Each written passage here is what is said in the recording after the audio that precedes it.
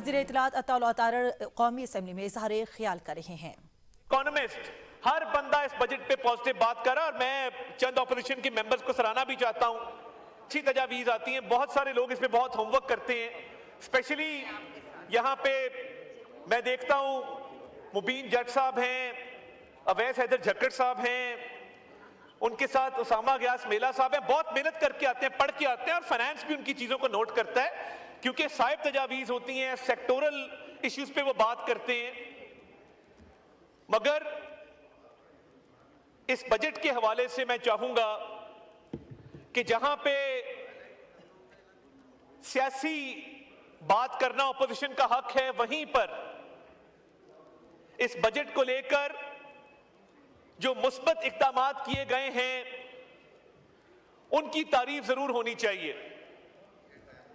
और अभी तनख्वाहदार तबके की बात हो रही थी जनाब स्पीकर, तनख्वाहदार तबके को जो खातिर खा रिलीफ दिया गया है वो तमाम तनख्वाहदार लोगों के लिए है जिनकी माहाना तनख्वाह 50,000 और उससे नीचे है, उस पर कोई टैक्स लागू नहीं है।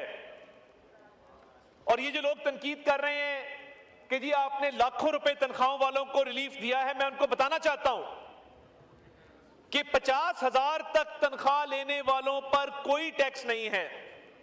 जिसकी तनख्वाह 50,000 से 1 लाख रुपया है उस पे 1% टैक्स है। और 6 लाख से ऊपर आपने देख ही लिया कि जो प्रोफेशनल्स की तनख्वाहदार लोगों की डिमांड थी उसको पूरा किया गया है। जनाब स्पीकर, मैं आपकी तवज्जो दिलवाना चाहता हूं कि ऐसा दौर आया था कि जब सियासी लीडर जो इनकी जमात के सरबराह हैं उनके बयानात ऑन रिकॉर्ड मौजूद हैं कि पाकिस्तान डिफॉल्ट होने जा रहा है। ये 1 महीने की बात है, ये 2 महीने की बात है, ये डिफॉल्ट आज हुआ, कल हुआ और पाकिस्तान में कोई इन्वेस्टमेंट ना करे, पाकिस्तान में इकोनॉमिक एक्टिविटी खत्म होने लगी है और शर्तें लगी हुई थी। ये शर्तें लगा रहे थे मुल्क के डिफॉल्ट होने पर, मगर उस रब्बे जुल जलाल को कुछ और मंजूर था। ऐसे वक्त में जब मुल्क की मईशत को कोई हाथ लगाने को तैयार नहीं था, मुस्लिम लीग नून के वजीर आजम शहबाज शरीफ साहब ने हिम्मत बांधी और हौसला पकड़ा। और मुझे याद है बहुत सारे हमारे कई अफसरान वो छुट्टी लेकर चले गए थे कि पता नहीं क्या बनता है। ऐसे वक्त में ना सिर्फ हुकूमत को संभाला, मईशत को संभाला दिया, रियासत की बका के लिए अपनी सियासत कुर्बान की मियां शहबाज शरीफ ने।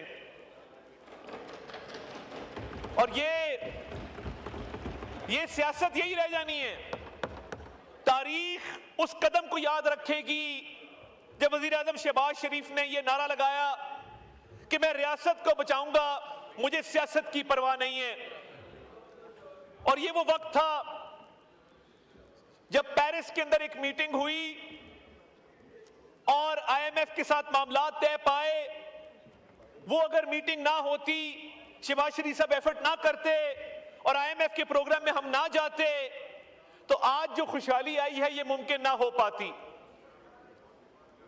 आज अगर आप उस दौर से कंपेयर करें, ये जिक्र करना बहुत जरूरी है कि हालात थे क्या। पाकिस्तान के अंदर एक्सचेंज रेट इस तरह फ्लक्चुएट होता था जैसे पंखा चलता है। सुबह डॉलर का रेट और था, दोपहर और था, शाम और था। जरा कारोबारी तबके को पूछिए जनाबे वाला कि वो एलसियां नहीं खुलती थी उनकी। एक्सपोर्टर्स का माल पोर्ट पर पड़ा होता था, वो एक्सपोर्ट नहीं हो सकता था। एक्सचेंज रेट की फ्लक्चुएशन थी, महंगाई 38% के ऊपर थी, इंटरेस्ट रेट 22% के ऊपर था, कारोबारी तबका पिस के रह गया था। काश उस वक्त आपने मिसाके मईशत की बात मानी होती जब शहबाज शरीफ साहब ने इसी हाउस में खड़े होकर कहा था कि मैं ऑपोजिशन में हूं, मेरी पूरी जमात जेलों के अंदर है, हम मुकदमात भुगत रहे हैं, मगर मैं फिर भी पाकिस्तान की खातिर खड़े होकर कहता हूं कि आओ मिसा के मईशत करें, इस मुल्क की आवाम को बचाएं। आपने उस वक्त उस कश्ती में बैठने से इनकार किया। आपने कहा नहीं। मैं ये भी आपको याद दिलाना चाहता हूं, हमारी याददाश्त बहुत छोटी है। हम आज की बात करते हैं, कल की बात नहीं करते, मगर मैं कुछ चीजें आपको याद दिलाना चाहता हूं। ये वो हिसाब है कि सूरज पे लगे धब्बा कुदरत के करिश्मे हैं, बुत हमको कहे काफिर अल्लाह की मर्जी है। इन लोगों ने IMF को लेटर लिखे कि पाकिस्तान को प्रोग्राम ना दिया जाए। इनके वज़राए खजाना ने उस वक्त IMF को जो लेटर लिखे, मैं वो भी याद दिलाना चाहता हूं कि जब आपने IMF को लेटर लिखे तो आप चाहते थे कि ये मुल्क डिफॉल्ट करे। मैं आज अल्लाह ताला के 99 नामों के नीचे ये कहना चाहता हूं कि अगर इन्होंने कोई अच्छा काम किया इकोनॉमी के लिए, हम उसकी तारीफ करेंगे, मगर हमें यह गवारा नहीं है कि हम अपनी सियासत की खातिर पाकिस्तान के खिलाफ साजिश करें, जिस तरह इन्होंने अपने दौर में IMF को लेटर लिख के की थी। और ना सिर्फ इस पर बयानिया बनाया गया, पूरी कैंपेन चलाई गई। IMF को खतूत जो लिखे गए थे वो रिकॉर्ड का हिस्सा है, तारीख में हमेशा वो याद रखा जाएगा। एक तरफ वजीर आज़म शहबाज शरीफ पेरिस में मीटिंग करके मामलात को जोड़ रहे थे और यहां से खत लिखे जा रहे थे कि पाकिस्तान को बेल आउट ना मिले। जनाबे वाला, ये जो मौशी इस्तेहकाम हासिल हुआ है, बहुत सारे लोगों ने इस पर एफर्ट की है और मैं समझता हूं कि इदारों का इसमें बहुत एफर्ट है, उनकी बहुत काविश है।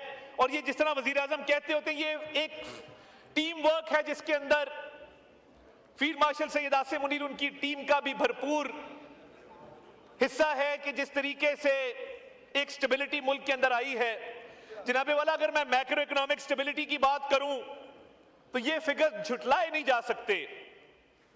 GDP ग्रोथ जब ये छोड़ के गए तो -0.2% के ऊपर थी, आज 3.7% के ऊपर है। जनाबे वाला, अगर आप पर कैपिटा इनकम की बात करें तो पिछले साल से आप कंपेयर कर लें तो वो $1,751 थी, अब वो $1,901। यहां से ये GDP ज्यादा बता रहे हैं। मैं इनकी तवज्जो उस तरफ भी मबजूल कराना चाहता हूं। इकोनॉमी की मुझे पूरी समझ है। आपने जो कोविड में बेस लाइन नीचे की थी उसका भी जिक्र कर ले, जिसकी वजह से आपकी इकोनॉमिक ग्रोथ बढ़ी थी। तो ये बेस लाइन को हमने नहीं छेड़ा, बेस लाइन आपने लोअर करके अपनी ग्रोथ ज्यादा दिखाई थी, हमने ये काम नहीं किया है। जनाबे वाला, इसके अलावा इन्फ्लेशन का अगर जिक्र करें, महंगाई की शरह अगर ये संभाला इकोनॉमी को ना दिया होता और दिन रात एफर्ट ना की होती मियां शहबाज शरीफ साहब ने, उनकी टीम ने, तो क्या ये सिंगल डिजिट के अंदर आ सकती थी? क्या महंगाई जो 38% के ऊपर थी, अगर वही रहती तो आज मुल्क में क्या हालात होते? इंटरेस्ट रेट अगर रहता 22% के ऊपर ही और 11% के ऊपर ना आता तो मुल्क के अंदर क्या हालात होते?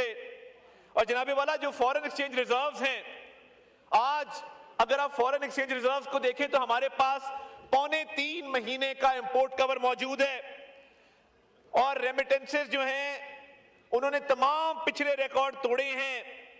जो फॉरेन एक्सचेंज रिजर्व्स हैं आज $17.2 बिलियन पे खड़े हैं, जब ये छोड़ के गए थे तो ये $9 बिलियन के ऊपर खड़े थे।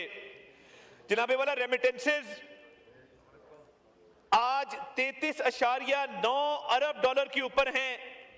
ईयर ऑन ईयर 9% का इंक्रीज है, जो कि हाईएस्ट एवर इंक्रीज जो। वापिस आएंगे ब्रेक के बाद, साथ रहिए।